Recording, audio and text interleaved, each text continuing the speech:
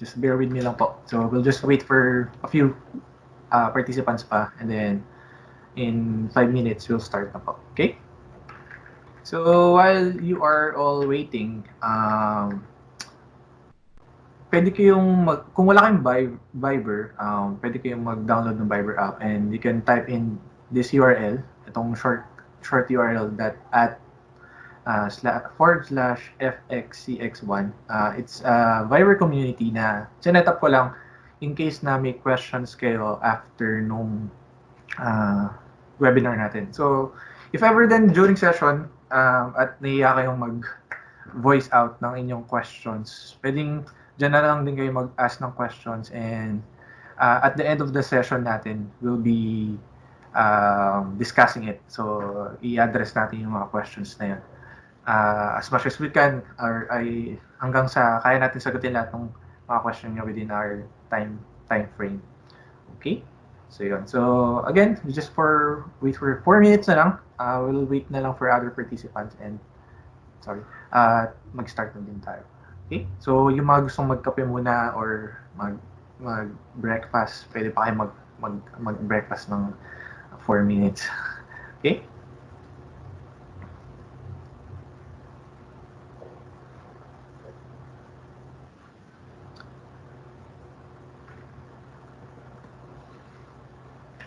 And also, this will be a recorded session. So, kung may mga ma-miss kayo na steps or parang nakalimutan kayo kung paano siya gawin, we will send out the copy of this webinar. And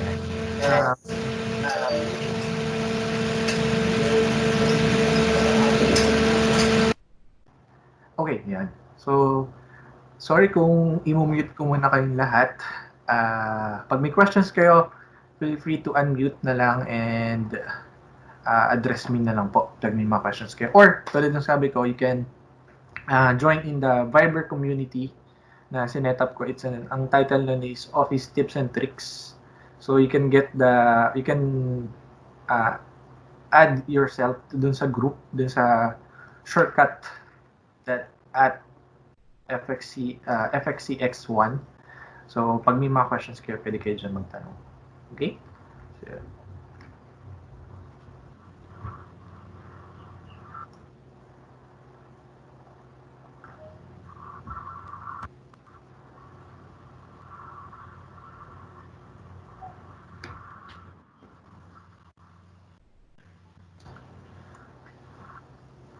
okay, oo nga pala, pati din sa files na gagamitin ko for practicing. So, halimbawa, during this time period natin, so since nasa bahay kayo or wala kayong masyadong ginagawa and you want to practice your skills in Excel, I will also let you to download our files na gagamitin for this demo. So, medyo specific lang tayo dun sa topic na i-discuss natin kasi alam niyo naman, si Excel is very malawak, very broad siya. So, this topic is most of the time yung hindi alam or itong function na i-discuss ko is hindi masyadong familiar ang mga Excel user. So, this is useful kapag halimbawa meron kayong mga nilook up na data.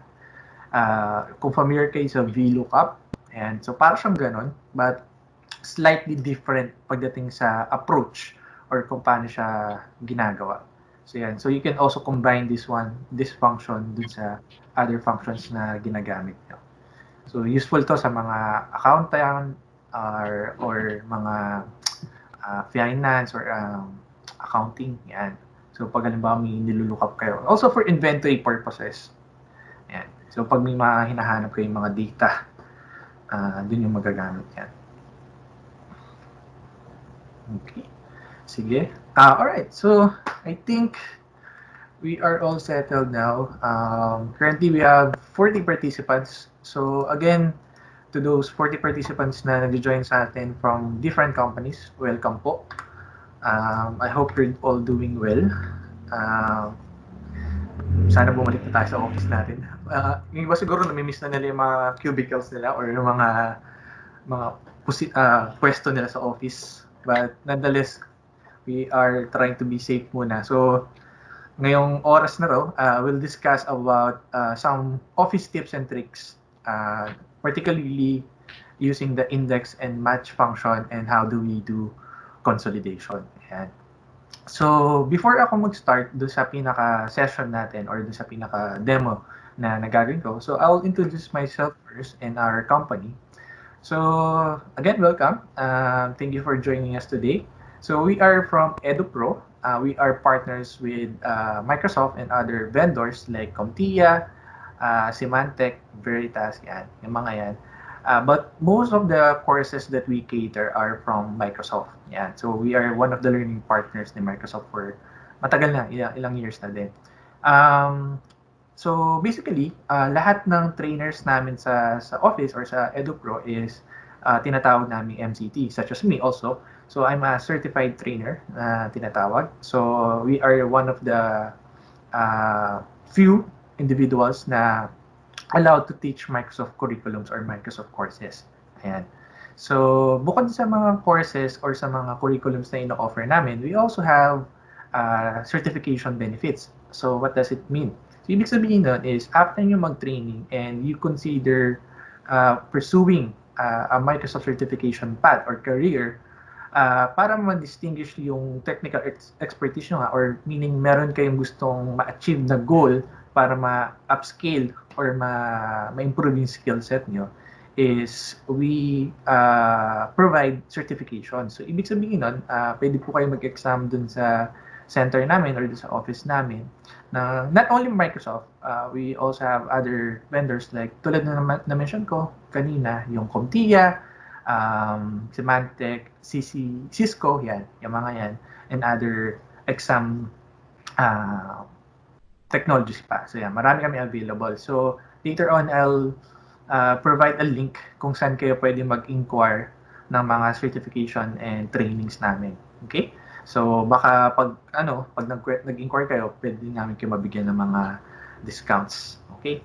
Ayan. So pag may mga questions pa kayo later on, pwede natin yan i-discuss or pwede natin yan i-elaborate pa. Okay? And also we provide mga classroom trainings din sa amin and mga on-site trainings. Okay? So yeah. So that's for our company. So my name is Charles Luis Lumibao. So you can call me Charles na lang. Tulad sabi ko, I'm an MCT. Other credentials ko din or other certifications ko din na nakuha ko na is MCSA, that's Solutions Associate. That's for Windows Client Operating System. And I have also MCSD, that's Microsoft Certified Solutions Developer. So most of the topics kasi or mga dinidiscuss ko sa EduPro is more of development or pag-create ng mga website or basta more on development yan. Basta marami siya. And MCP, Microsoft Certified Professional. So I've been in the company in EduPro for around mag-8 years na. And these are some of the courses or mga topics na dinidiscuss ko. So one of which na nga is the MS Office.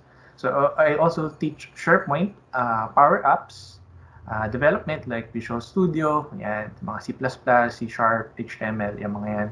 I also teach SQL, yan, yung mga querying, yan, Transact SQL, and Basic Power BI. So meron pa ako yung mga ibang courses na nilalagay na tinuturo pero hindi ko na ilalagay lahat kasi sayang yung masyadong malaki sa slide. Okay, so here's my Viber number. So pag may mga questions po kayo, I'm sorry, this is 315. So i-edit ko na lang mamaya. So you can Viber me in 0917-315-0277 or you can join dun sa Viber community na kinreate ko na ito yung link. So you can type it in your browser or dun sa browser ng phone sa Google Chrome. And then you can join that. Tapos, kung hindi ko man kayo makita doon, you can email me at charles.lumibao@edupro.com.ph. Ayan. So, yun. Okay. So, that's it for my introduction. So, we'll now proceed dun sa ating demo or training regarding index match function. Okay.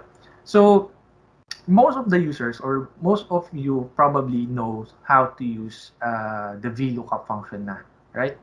So, sa mga hindi pa nakakaalam ng VLOOKUP, VLOOKUP is a functions or is a function na ginagamit natin or pwede natin gamitin to look up. So, yun yung sinasabi natin, to look up, yun yung keyword for certain data. So, when you are using VLOOKUP, you need what we call a point reference or a unique ID or a unique reference na pwede nating magamit so that yun yung gagamitin natin para makita yung information na gusto nating hanapin. So in our case, for example, is we have this table. Ayan. So, ayan natin ng konti. Okay, ayan. So we have this table na merong employee ID and then the information about that certain employee.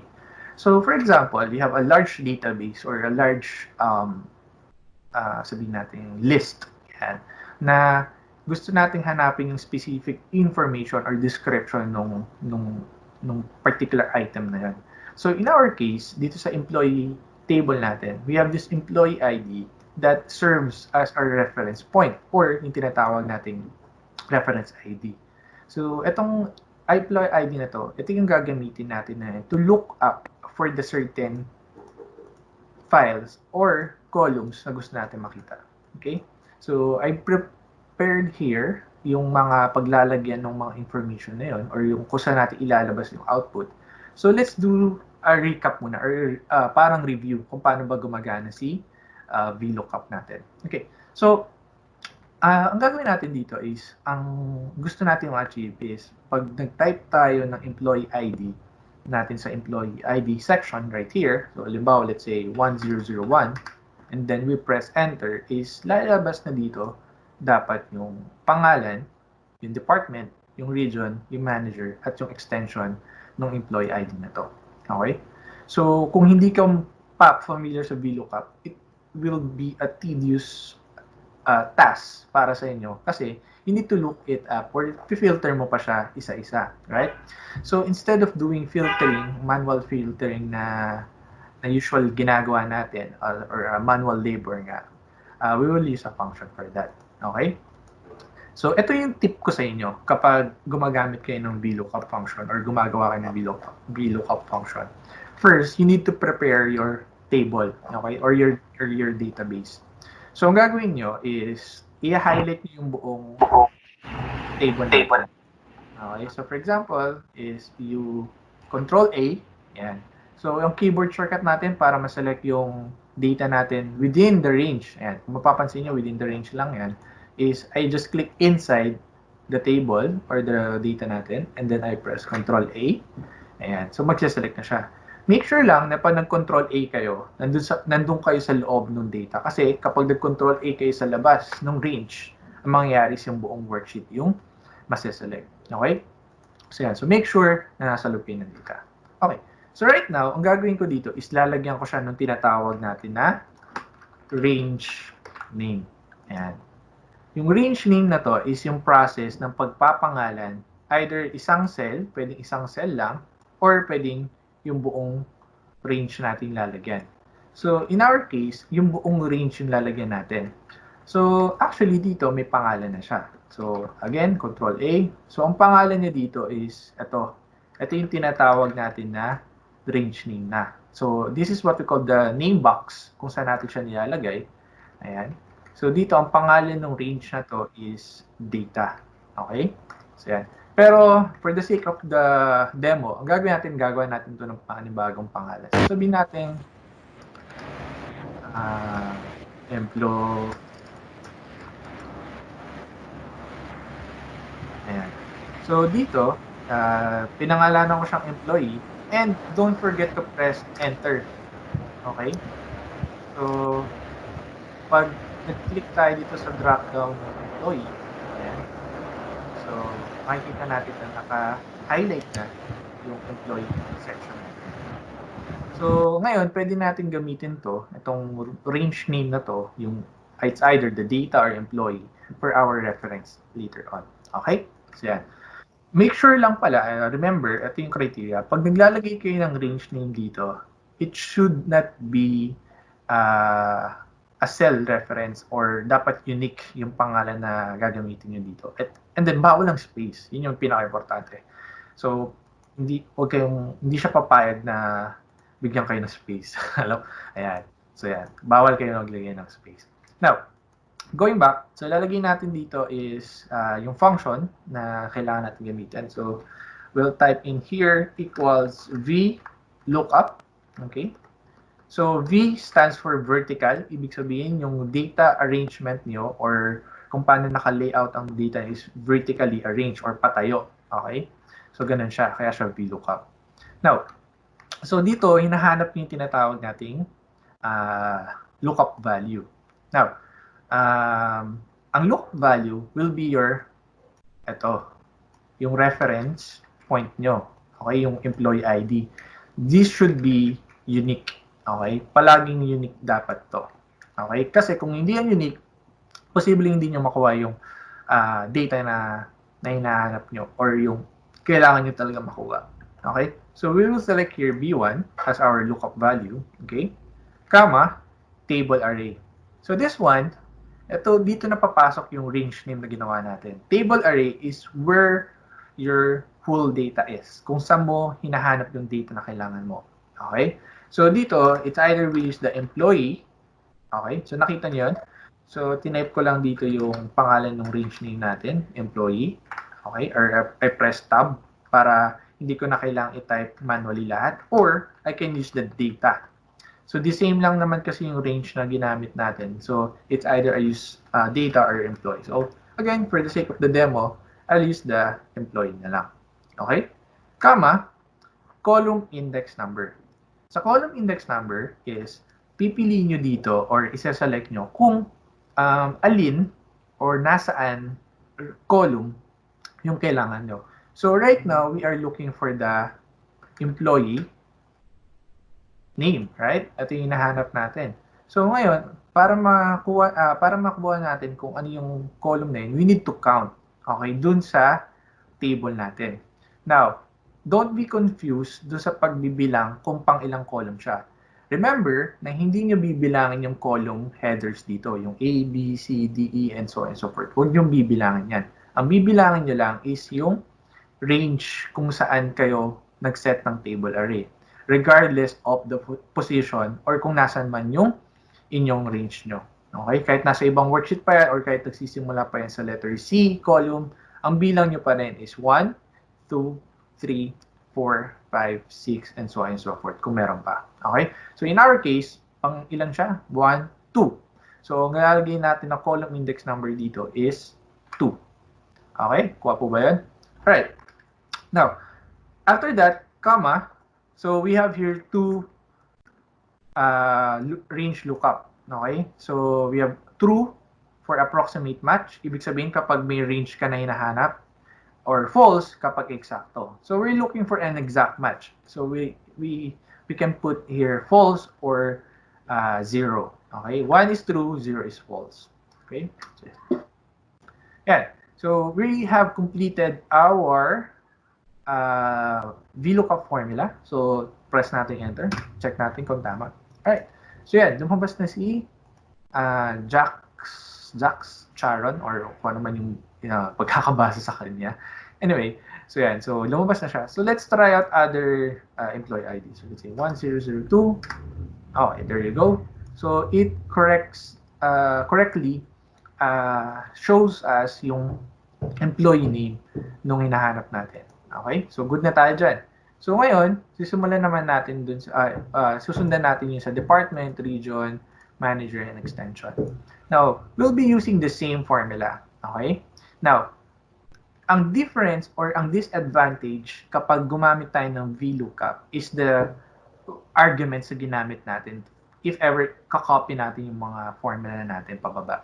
So, what do I mean? For example, if we will copy this one downward, we'll get NAs. Yan. So, kaya tayo nakakuha ng NA dyan. So, kung makakasagot kayo dyan sa mga ano nyo, sa mga pwesto nyo. So, basically, your lookup value moves. Okay? Gumalaw siya.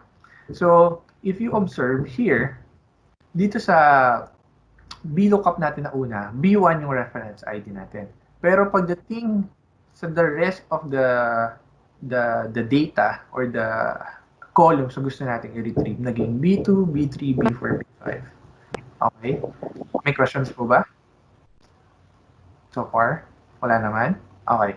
Sige. So, ang nangyari is naging, ito yung tinatawag nating relative reference. Yan. So, pag sinabi nating relative reference, ito yung mga range na nagbabago all the way down. Or kapag dinag niyo yung formula, pababa or kahit sa position. So, what we need to do is to lock etong cell na to. Okay? Ibig sabihin natin yan, hindi siya dapat gagalaw. So, let's go back here. So, dito, para mag-lock siya or para hindi siya gumalaw, we need to put $sign here saka dito sa gitna. Okay? Nung cell reference natin. Now, the shortcut or the easiest way to do that is you press F4. Okay? So, ipipress nyo lang yung F4 sa keyboard nyo para automatically mag-lock yung cell reference natin. Okay? Ito yung tinatawag natin na absolute reference. Okay? So, meaning fixed. Yan. So, simple terms, fixed reference na siya. No. So, ang mangyari dyan, kapag hinapin natin yung formula natin pababa, ayan. So, hindi na siya NA. Okay? Pero, ayan, B1 na siya lahat. B1 na yan. Pero, ang problema naman natin ngayon is the same information lang yung dinidisplay niya. So, ngayon, para mabago natin yan, we need to change naman yung column index number. Okay? That's the tedious part. Okay? Why? Kasi, for example, you are retrieving multiple items or data on that particular, for that particular employee ID. So, dito, ang magiging ang magiging column index number ng department is pang ilan? 3. Okay? So, kung masagot ng 3, so 1, 2, 3. So, kailangan, babaguhin natin siya to 3. Okay, you see? So ngayon, medyo tedious yung ginagawa natin na ganyan. Okay? Yung babaguhin natin isa-isa yung column index number. Doon papasok ngayon yung match tsaka index function natin. Okay? Now, para mas maintindihan natin kung paano gumagana si match function, ang gagawin ko, ihiwalay ko muna siya siguro right here na lang sa C column. So, lagyan lang natin match.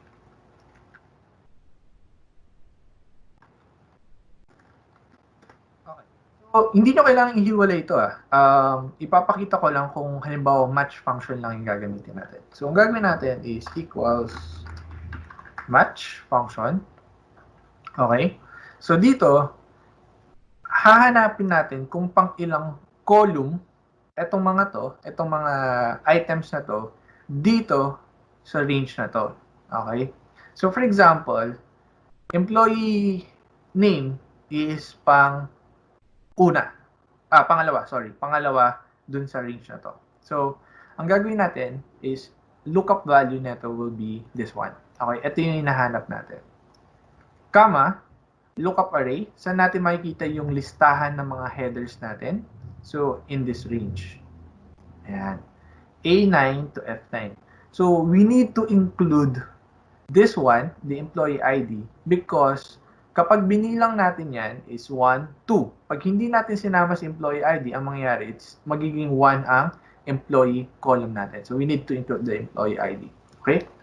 Comma, 0 for exact match. Okay? Now, si match function is almost the same as VLOOKUP, but the difference is, it shows you the position, hindi yung laman. Okay? Yung position ng item na to. So, for example, if you press enter, I'll get 2. Okay? Because, again, pangalawang item or pangalawang column si employee within this particular range ng header natin. Okay? So, yan. So, pag kinapin natin yung formula, drag natin ulit. Okay? NA na naman. It's because nag-move naman yung tinitignan nating lookup array. So, again, we need to lock that. Okay? So, undo muna natin. So, ilalak lang natin. The same process, pwede nyo i-highlight yung range natin na A9 to F9 and press F4 and then press enter and then copy natin yung formula pababa. You see? Naging 2, 3, 4, 5, 6 na siya. Okay? Nakuha po ba yan? May questions po ba tayo? Clear ba? Anyone? Wala naman? Okay. So, ang nangyari dito is, itong mga items na to, itong mga names na to, isinanap natin kung pang ilang position siya dito. So, si match function, sinabi niya sa atin na si employee is pangalawa, si department is pangatlo, si region is pang-apat, manager is pang-lima, extension is pang-anim. Now, this function, itong ginawa nating function na to, ito yung ilalagay natin ngayon in replacement dito sa specific column index number. Okay, nakuha ba yun? So, ang gagawin natin ganito. Ang gagawin ko is, i-highlight natin yung function na ginawa natin. So, hindi ko isasama equal function, yung equal sign, okay? Just the function itself. So, i-highlight natin itong function na to. Right-click, copy, okay? And then, press escape para mag-edit tayo, mawala tayo sa edit mode. And then, select lang natin yung VLOOKUP formula natin. And then, i-delete natin tong 2 and then ipapaste natin siya doon. Okay? So, press natin yung enter. Yan. So, as you notice, walang nangyaring difference sa employee. It means correct pa rin yung nakukuha niyong record. So, sabihin natin 1001, okay pa rin, 1003, okay pa din. Now, since nilagyan na natin ng match function to correctly identify kung pang ilang column yung nahanap natin, so let's double click here and then we get the results na gusto natin. So for example, I'll change back to 1001, Char and Jacques, Accounting, Southeast, Pelham Marlon, 445 na extension. That's the use of function or the match function. It makes your VLOOKUP more flexible. Okay? Sa VLOOKUP lang to together with the match function natin. Okay? Now, the limitation of VLOOKUP is ang looking ng data nyo palagi or yung paghahanap nyo ng data palagi is from left to right. Papunta dito. Hindi siya pwedeng pag ganito. Okay? Halimbawa, gusto mong hanapin kung ano yung employee ID ni Charon. Okay? Ito yung reference ID mo, ito yung reference point mo, at ito yung hinahanap mo. Okay? Ang nangyayari is, dinadaya yan ng mga user. Ang ginagawa nila, pinagpapalit nila yung column. O kaya, naglalagay sila ng additional column. Hindi siya mali, pero hindi siya efficient. Okay? It will destroy or parang magugulo yung database nyo pag ganun yung ginawa nyo. So, doon papasok ngayon yung tinatawag natin na index and match function. Okay? So, gagawin natin yung index match function. So, before we proceed to that, meron ba munang questions regarding the VLOOKUP and match function? Anyone? May tanong po ba? Wala naman, clear? Okay, so I assume na clear tayo dun, no? Okay, anyway, you can ask questions naman later on.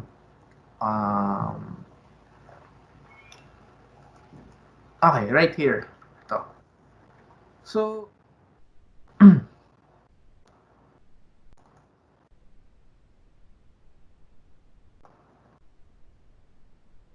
okay. So, yeah. So, right here naman, ang scenario natin is, we want to look for what division yung mga apps na to. Okay, so you will notice the divisions are redundant. So, di ba sabi nga natin, as much as possible, our data should be unique or reference ID should be unique. Now, in this case, ito yung magiging reference point natin. Okay, ito yung magiging lookup value natin. And then, ito yung gusto nating malaman kung saang division sila. So, for example, si Fighter na app, dapat makuha natin yung game. Okay? So, compare natin siya kapag ginawa natin yung VLOOKUP, no? So, VLOOKUP function. So, dito natin ita-type si Fighter. And then, let's say this will be the result. Yan. So, try natin mag-VLOOKUP here. So, VLOOKUP, ang lookup value mo will be si fighter, which is this one. Okay? Comma. Okay? So, table array mo will be this whole table. So, yan. So, hindi ko na siya papangalanan kasi demo lang, i-demo ko lang muna to. Comma. Now, dito tayo ngayon mahihirapan or dito kayo ngayon magkakamali sa paggamit ng VLOOKUP pagdating sa column index number. Okay? So, supposed to be, ang column index number na ilalagay mo dyan is what? 1, di ba? So, ilalagay natin is 1. Kasi, ang hinahanap natin dito is yung division column. So, itatry niyan, 1. Yan. Comma, false. Yan. So, press enter, and yung lalabas na. Again, VLOOKUP cannot look up on the left section. Palaging papunta siya sa right. Okay, papuntang kanan. So, kahit baguhin ko yan ng crypt or perino or kahit anong pangalan na gagamitin natin, hindi niya makukuha yan. Okay? Kasi palagi nga left to right ang hanap niya. Left to right palagi. Okay. So, gagawin natin dito yung index match. So, it's very simple lang naman yung paggamit ng index match function natin. So, si index match is para siyang mapa. You need to lay out kung ano yung hahanapin nyo. Okay? So, let's here.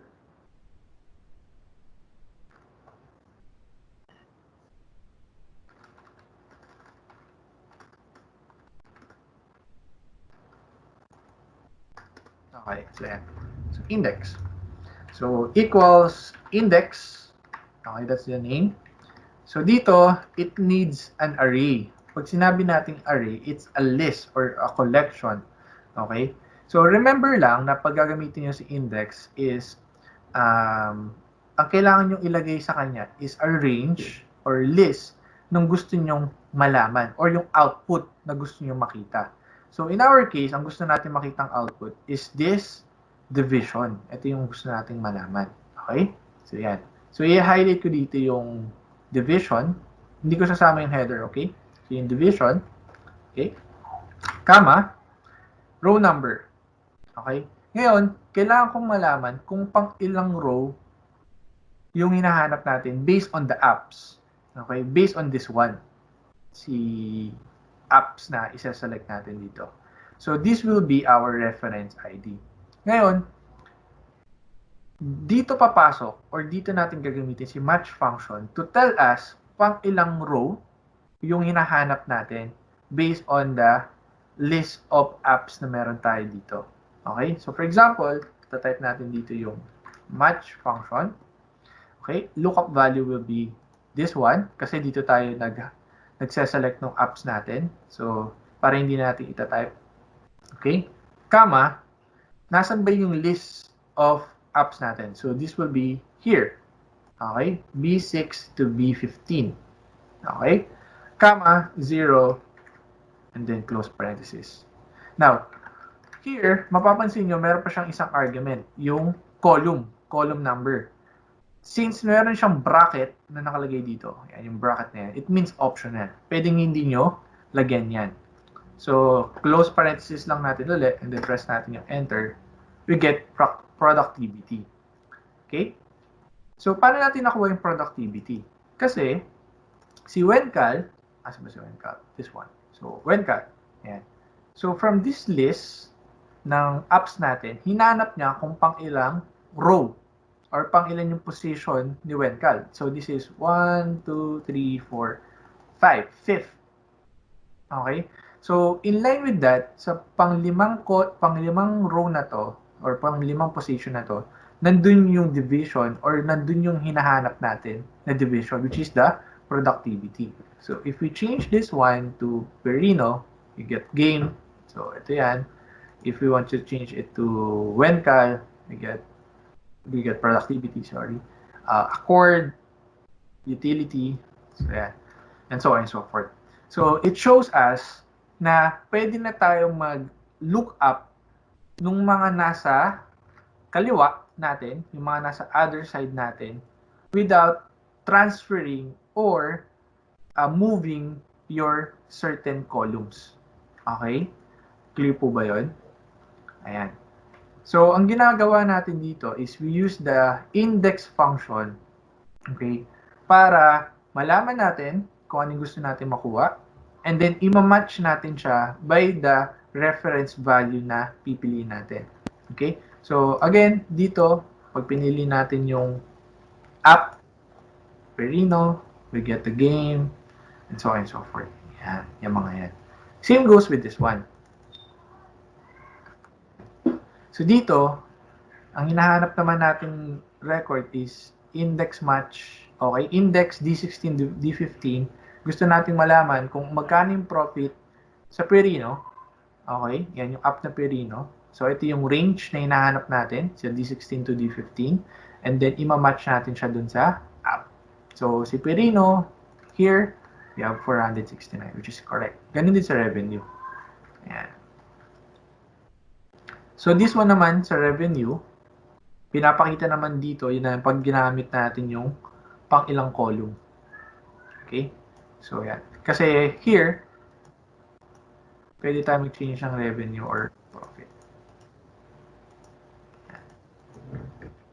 You don't need to do this kung halimbawa ilalagay nyo naman yung revenue dito. Ayan. So the same din yung idea nun. Yung revenue and profit. Ayan. Minamatch lang natin ito, yung reference na to, itong value na to, dito sa header naman. Ayan. So, yan. Any questions so far? Tanong ko?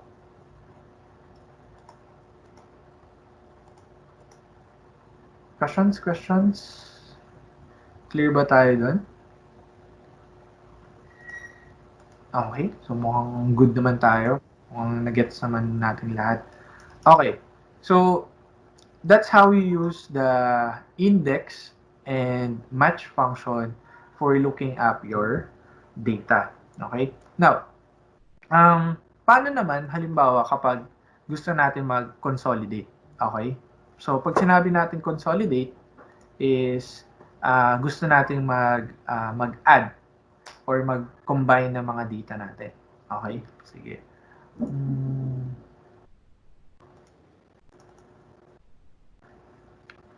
So, let me open my file first.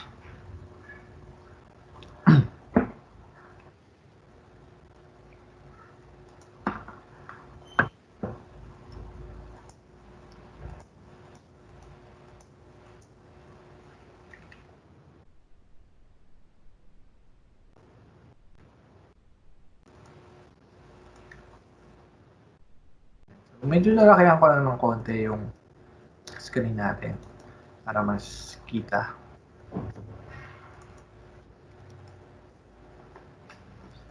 Okay. Now, I have a question. Anyone can answer, no? Para may interaction tayo. Or siguro I'll call out na lang a name. Huwag na lang kayo mag-panic pag tinawag yung pangalan nyo. I'll just, random question lang naman to. And it's okay kung hindi nyo alam yung sagot or kung hindi kayo familiar. I just want to know kung ano yung gagawin nyo in case. Okay? So, let's say ganito. We have 4 quarters. Quarter 1, 2, 3, 4. Okay? Yan yung mga quarters na yan. And then, at the end of each worksheet or quarters natin is merong total. Like for example, quarter 1, we have the total na 5,699, quarter 2 is 7,000, 3 is 6,000, quarter 4 is 5,000. Ayan. So ngayon, you were given a task to total or sum yung total sales for each quarter and then put it inside the summary worksheet. Okay? Ilagay yung total ng quarter 1 to quarter 4 sa summary worksheet right here. Okay? So, paano nyo gagawin yun? Okay? Paano nyo siya isa-sum? Okay? Nagets ba yung tanong natin? So, halimbawa, yung 5,000 na to, i-add natin sa 7,000, sa 6,000, at sa 5,000. So, yung result ng apat na yun should be here. Malagay dito. Okay? So, sino kaya pwedeng sumagot? Anyone? Sinong gusto mag-volunteer? Meron bang gusto mag-volunteer? None? Sige. Tawag tayo ng isang pangalan.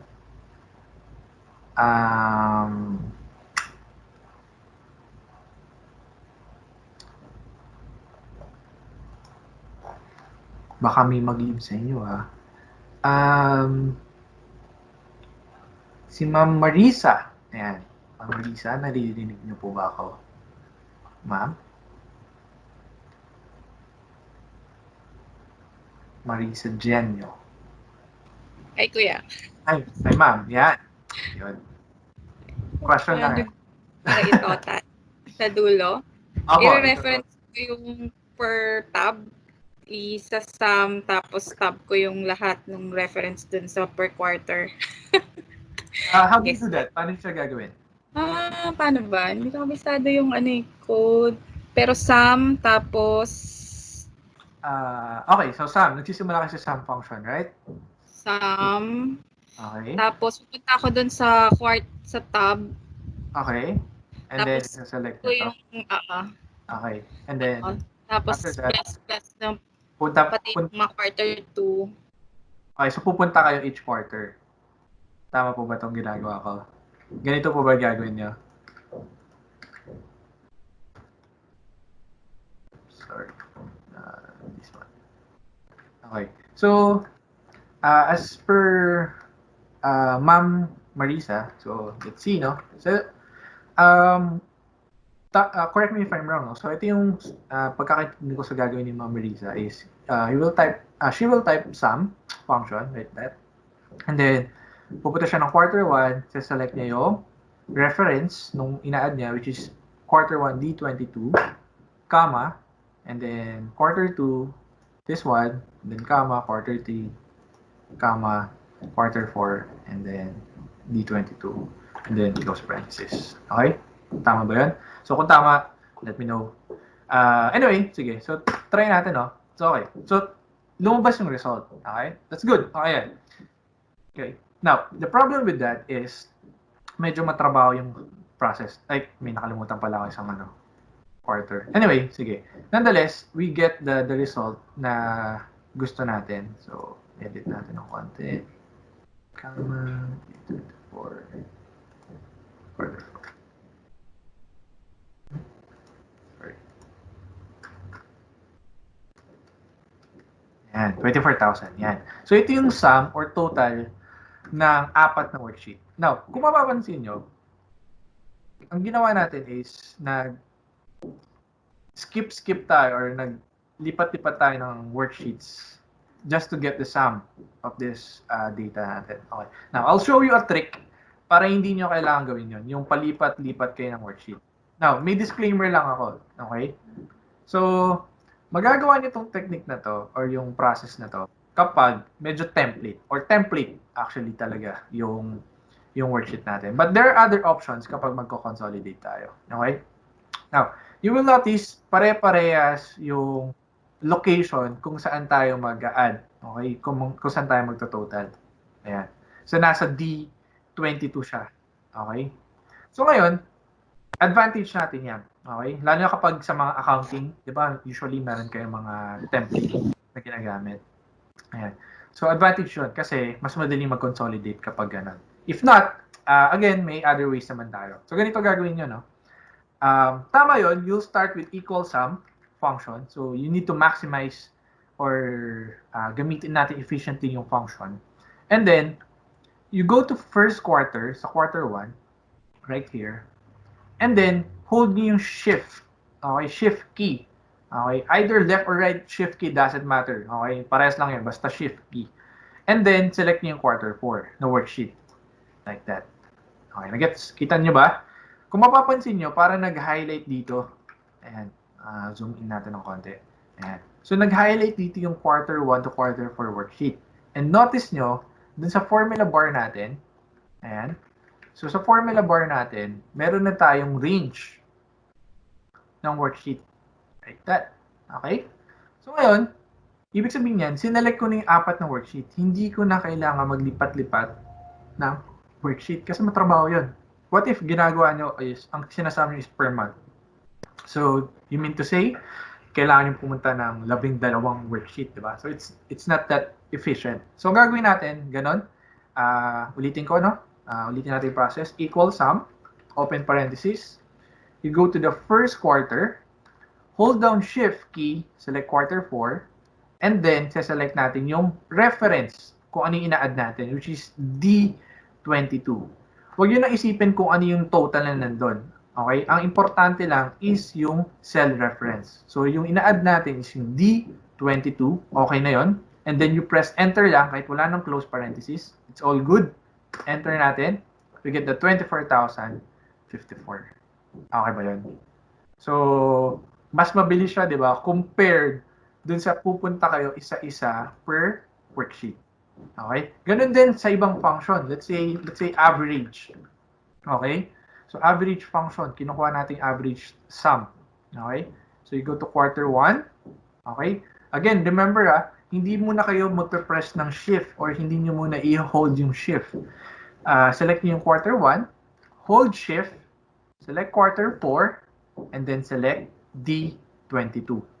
And then press enter, you get 6,014. Okay? That's how you consolidate a data or a worksheet, okay, na hindi nyo na kailangan maglipat-lipat ng worksheets. Okay? And again, it must be a template. Okay? So that's one option. Okay, another option. So, okay na tayo dito. May questions po ba? Clear ba tayo dito? Okay, sige.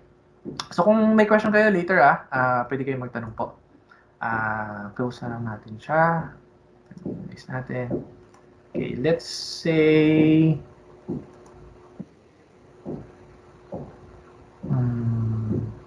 let me check first.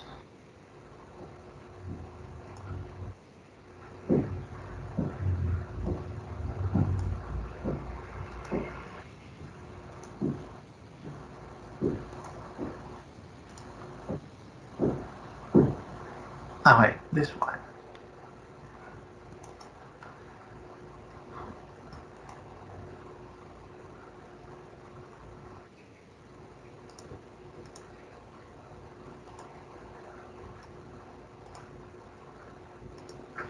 Okay. So let me open another 4 files naman natin.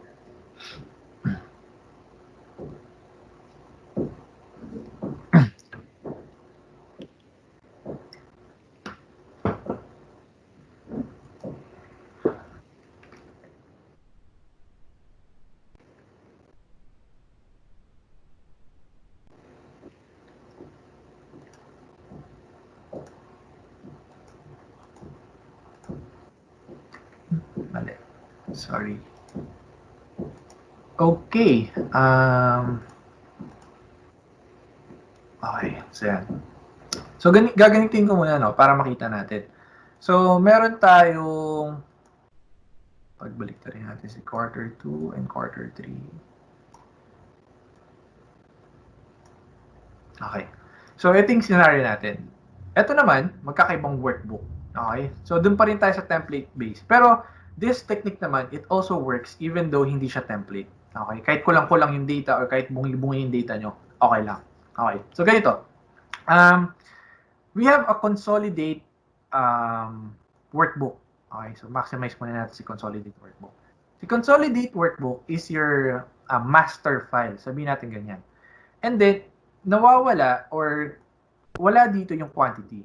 The quantity data is in the different workbooks natin ng quarter 1 sales, quarter 2 sales, quarter 3 sales, and quarter 4 sales. Okay?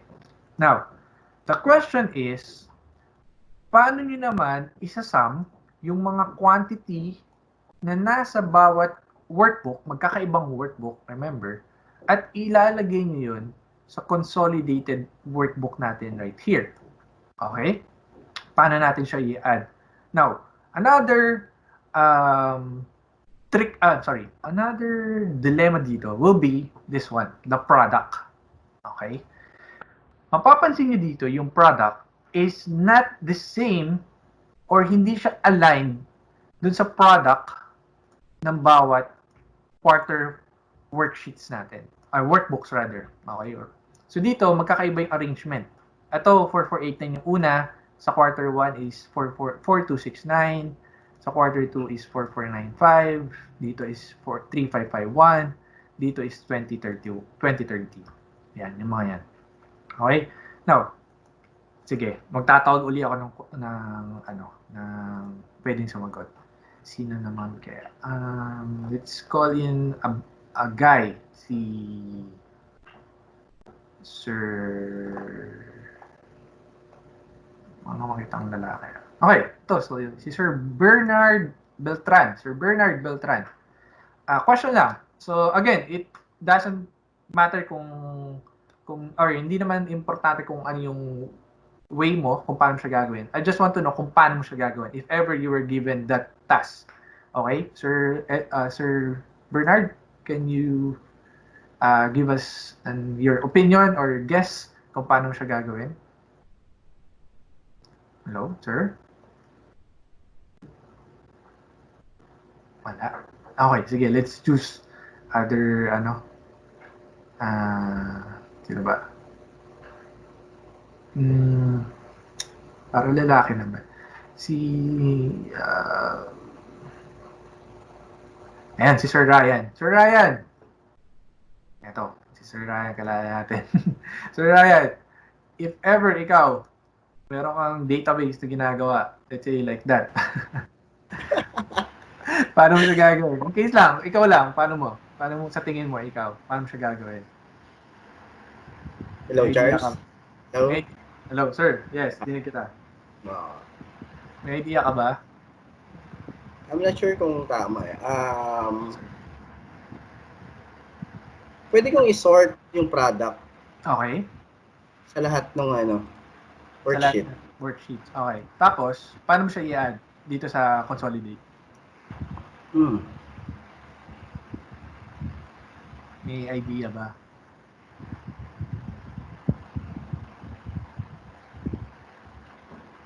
Actually, no idea. Pero kung ito total bawat worksheet. Ito total mo muna siya bawat worksheet.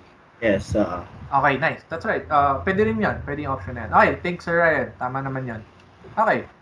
Sige, sino pa? Sino pa may ibang option kaya? Let's hear another voice from Ma'am Cristel Rans. Kayo po. So, sorry, random lang yung tinatawag ko, ha. May idea po ba kayo, Ma'am Cristel?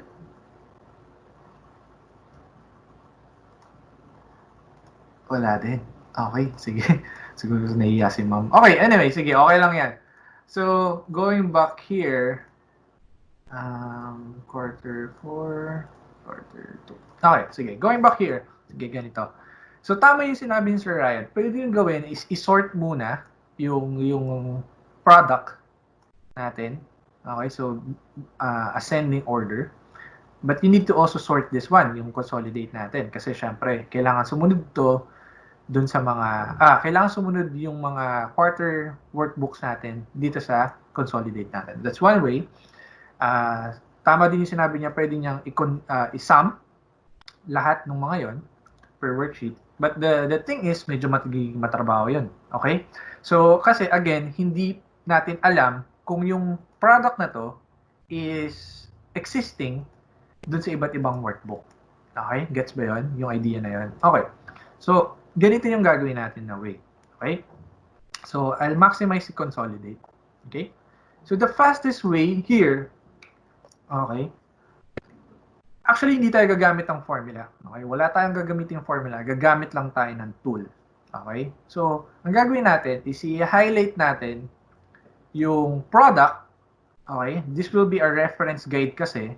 Okay? Kung ano yung mga data na hinahanap natin sa ibang workbooks.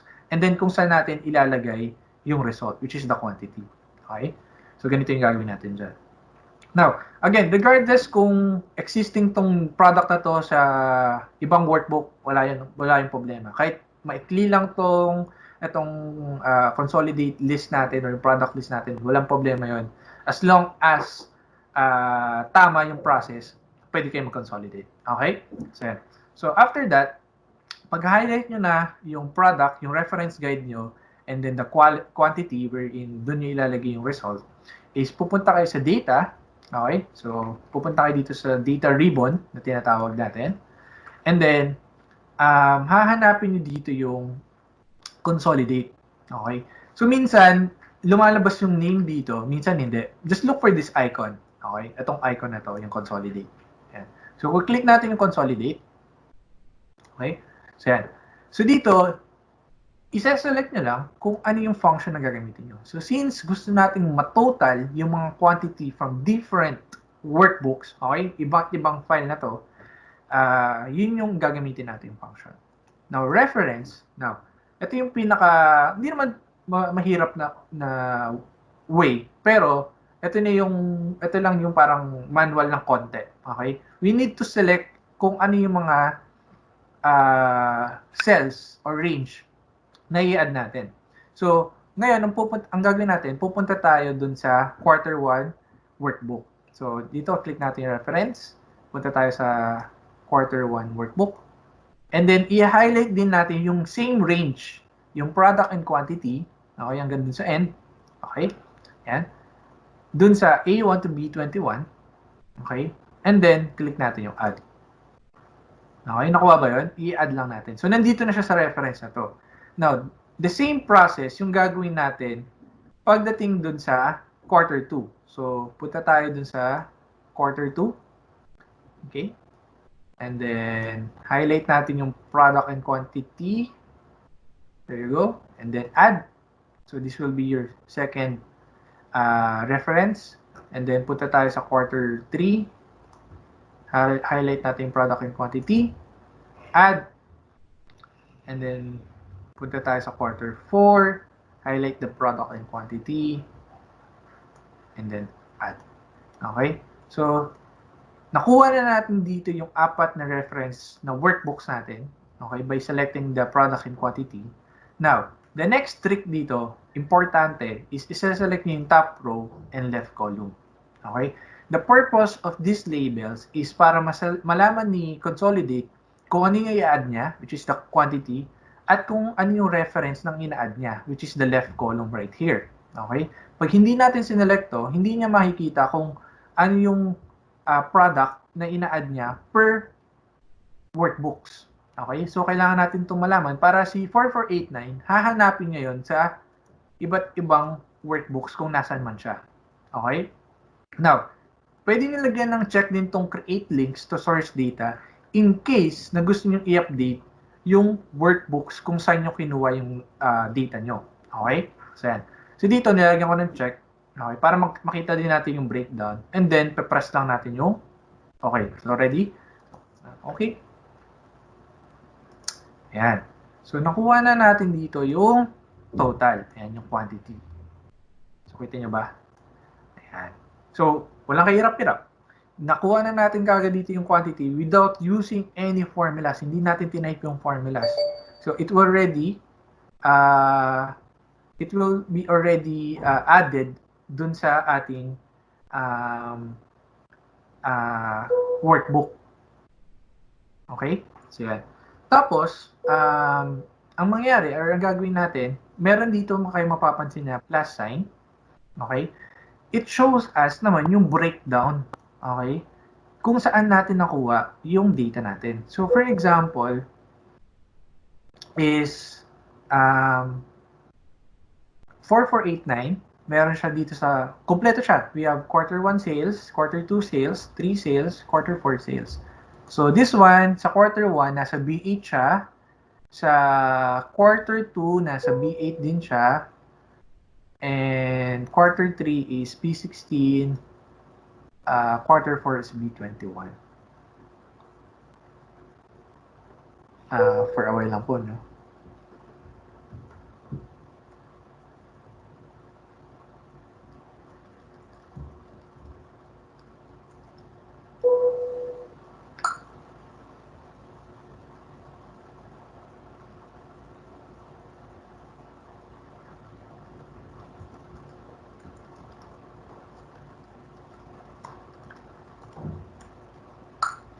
Okay.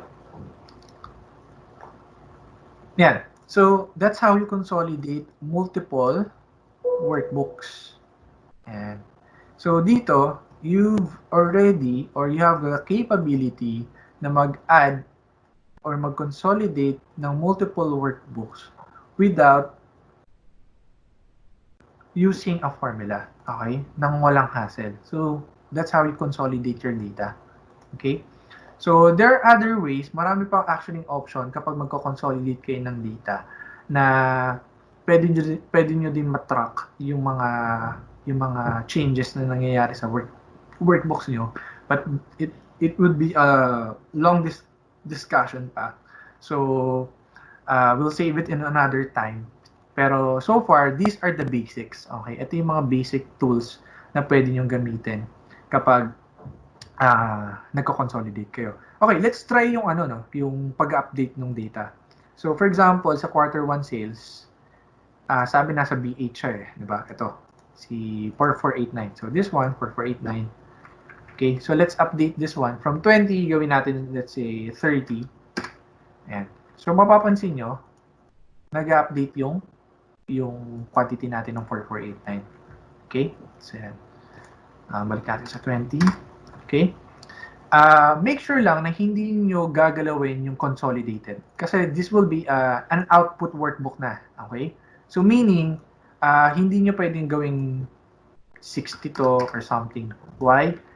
Kasi hindi niya i-update yung resources or kung saan nyo kinuha yung data nyo. Okay? So, hindi rin kayo pwede mag-update dito because this is a reference formula. Okay? So, palagi ang updating nyo doon sa workbook kung saan nyo siya kinuha. Okay? So, yan. Okay. Oops. Sorry. Okay. So, may questions? Questions? Clear po ba tayo doon? Okay.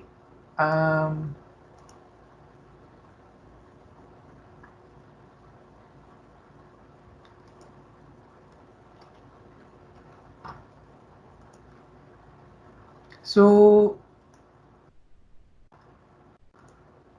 may questions? Okay, none?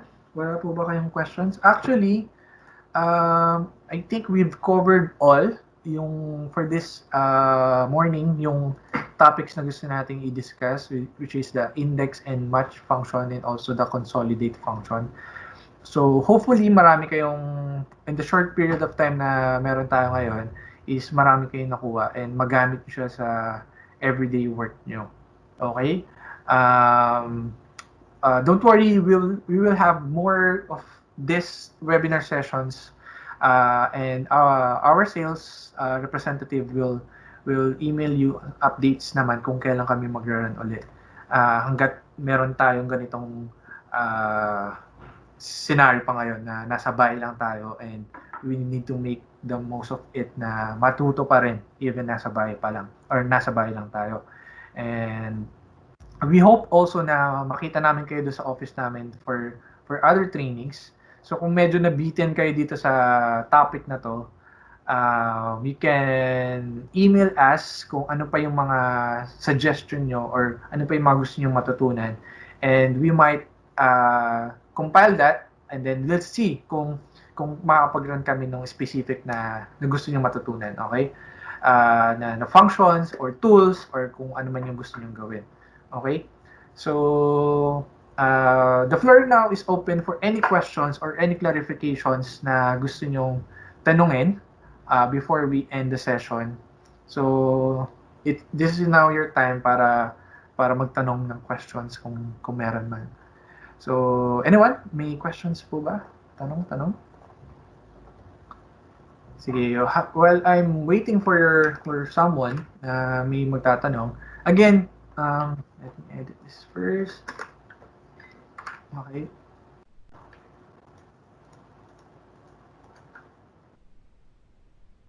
So, again, you can email me at charles.lumibo@edupro.com.ph or you can Viber me dun sa short URL that @/fxcx1 for any questions or any requests na topics na gusto nyo i-discuss namin for future. And sa Viber ko po, 0917-315-0277. And visit our website, www.edupro.com.ph. So, pwede po kayong mag-check dyan ng mga latest updates and courses that we offer. Also, you can email us at inquire@edupro.com.ph for certification and exam and training also. So, pwede kayong mag-inquire kung ano man yung mga training requirements nyo or for individual or company. So, mas maganda kung mas marami kayong mag-enroll kasi more discounts ang ino-offer namin and syempre may mga freebies din kaming pinamimigay. Okay? So, questions? Last call? Hello, Questions? Charles. Yes, sir. Ryan to, Ryan. Yes, sir. Yung dun sa consolidated na worksheet mo, Okay. yung kanina yung result, Yes, sir. meron bang way para hindi siya ma-edit?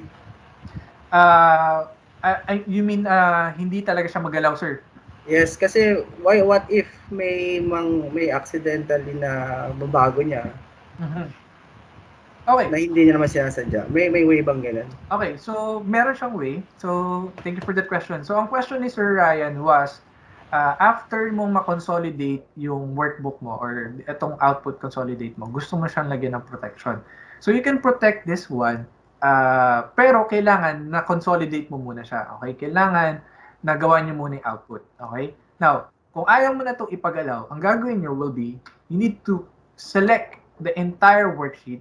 It's either you click here sa upper left corner, like that, or Control A dun sa blank space, like that, and then right click, format cells, and then pupunta kayo dito sa protection. Okay? So dito sa protection, make sure lang na merong select yung lock. Ayan. So lock. Default naman yan, naka-check na siya. So you just need to check. Now, kung gusto niyo ring itago yung formula, so hindi naman kayo madamot sa nagdadamot na, but you just need to hide the formulas that you use. Pwede niyo lagyan din yung check yung hidden. Para yung total says, halimbawa, meron kayong mga confidential formulas na nilalagay dyan, pwede niyo itago yon. After that, press niyo OK. Okay? Now, hindi pa siya protected, okay? Sinet nyo pa lang yung worksheet. Parang pina-prepare nyo pa lang yung worksheet nyo. Now, after that, you go to Review tab and then Protect Sheet. Okay? Protect Sheet yung i-click nyo. Okay? Now, for the Protect Sheet, ang gagawin nyo lang dito is lalagyan nyo lang siya ng password. Let's say, simplihan na lang natin, password. Okay? Default niya is select lock cells and unlock cells. Meaning, pwede pa siya mag-navigate, pwede siya mag-click dyan sa mga cells, pero hindi nyo na may edit yon. And then press natin OK. Just confirm the password na gagamitin natin. Okay. So, right now, kahit ano yung i-type ko, or kahit mag-pipindot ako dyan sa worksheet na yan, hindi na nila magagalaw yan. And also, yan. Kung mapapansin yung totals, naka-hide na yung formula. Hindi na nila makikita yung formula na yun. Okay? That's how you protect your output or yung pinaka-master file. So, if ever you unprotect this one, let's see the difference, no? And kung mapapansin nyo, nag-appear na yung formula. Okay? So, that's how you protect it. Now, another option pa, Sir Ryan, will be also protecting the workbook. Okay? Now, sa pagpo-protect ng worksheet, minsan, nilalagyan mo siya ng pangalan, di ba? Pero dito kasi, pwede mo siyang i-rename or pwede mo siyang i-delete. Ayan. So, hindi mo mapoprotektahan yan. So, kailangan ang gagawin mo, protect workbook naman. Okay?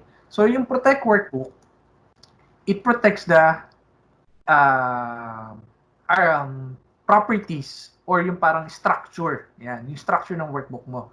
So, huwag kayong maniniwala dito na optional. Okay? Nakalagay lang dito optional, pero huwag kayong maniwala dyan. Lagyan nyo ng password. Kasi ganito, if ever na hindi nyo nilagyan ng password yung protect structure workbook or protect workbook nyo, you just press OK. Okay? So, hindi na nila ito madi-delete or hindi nila ma-rename. Pero, if they click again the protect workbook, it's already unprotected. Okay? So, medyo hindi siya good security. So, kahit nakalagay dyan optional, lagyan nyo pa rin ang password. Okay? So, press nyo OK. And then, confirm the password lang natin. Ayan. So, hindi na nila ma-hide or unhide or delete or mabago yung pangalan. So, kung nilalagyan nyo ng kulay or tab color yung worksheet na yan, hindi nila mapapalitan yun. Okay? So, yun. That's how you protect the worksheet, Sir Ryan. Did I answer your question, sir? Yes, sir. Thank you, Sir Charles. Right, sir. Thank you. Any other questions pa po? So, before tayo mag-lunch break or before kayo kumain, wala na po. Okay na tayo? So, again, so since wala na siguro magtatanong, thank you everyone for attending this webinar series namin ngayon for this morning. Alam ko marami kayong ginagawa ngayon this morning and still choose to join us for this webinar. So, hopefully, marami kayong nakuha at marami kayong natutunan kahit simple lang or konti lang yung na-discuss natin. But again, feel free to message me after this one. And this will be recorded session naman. So, isa-send namin sa inyo yung copy ng recording na to kung meron kayong na-miss out na mga topics. And for Ma'am M. Sequerme, I'm sorry kung hindi kayo naka-connect. Again, we'll send you the recorded session na lang para pwedeng siyang balikan. Okay, so yan. So, have a good lunch or have a good day also. Stay safe, stay at home. Hopefully, makita po namin kayo sa office natin someday. Okay? Thank you po. Bye-bye. Thank you po. Thank you. Bye. Thank you, sir. Thank you din sa shoutout lang sa Nexus Technologies for joining us. Salamat po sa pag-join. And for the other companies din, thank you din po.